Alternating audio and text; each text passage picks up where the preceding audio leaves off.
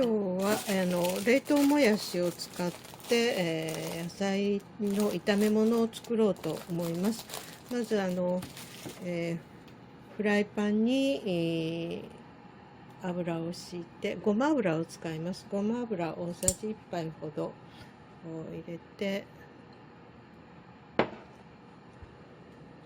火をつけ、先に、人参が5センチほどの人参を短冊切りにしたものです。先に人参を炒めます。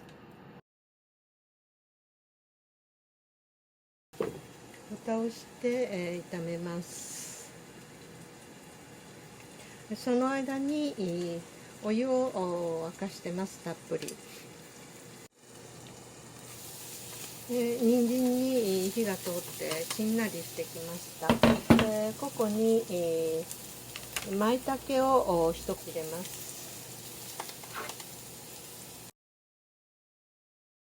また蓋をします。蓋をすると早めに火が通ります。野菜もちょっとシャキッとするようです。その間にお湯が沸きました。もう早くから私はいつももやしを買ってそのまま置いておくとダメになるので、もやしは冷凍にしています。で、冷凍して凍ったままのもやしですけども、これを沸騰した鍋に入れます。凍ったままを入れます。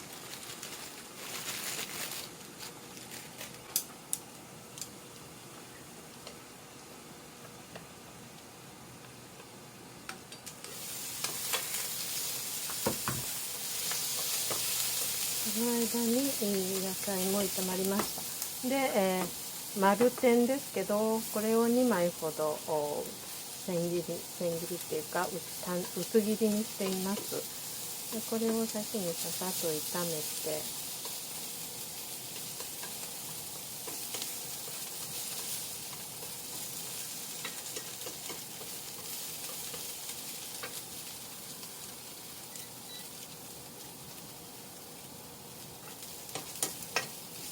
ここで火を止めておきます。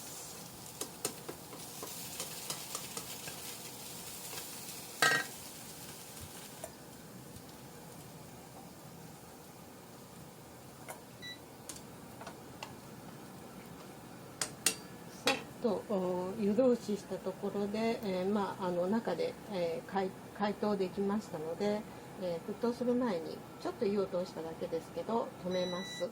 でこれをざるにあげて、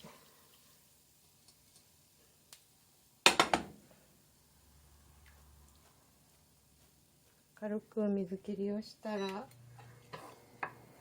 フライパンに再度火を入れて、水切りしたもやしをそのまま入れます。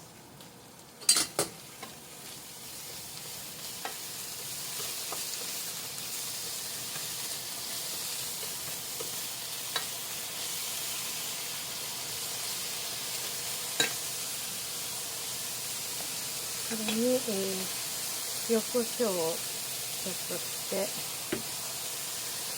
塩コショウを一振りしました。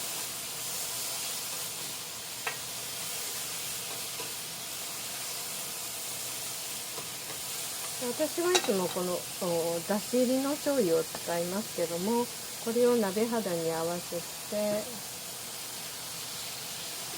大さじ1杯ほど入れました。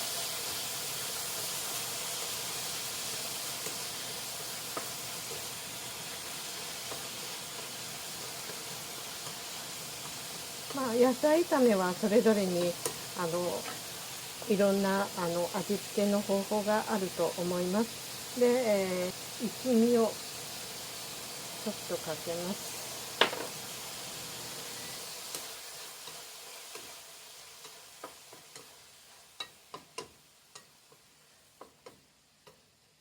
もう本当に簡単なヘルシー料理です。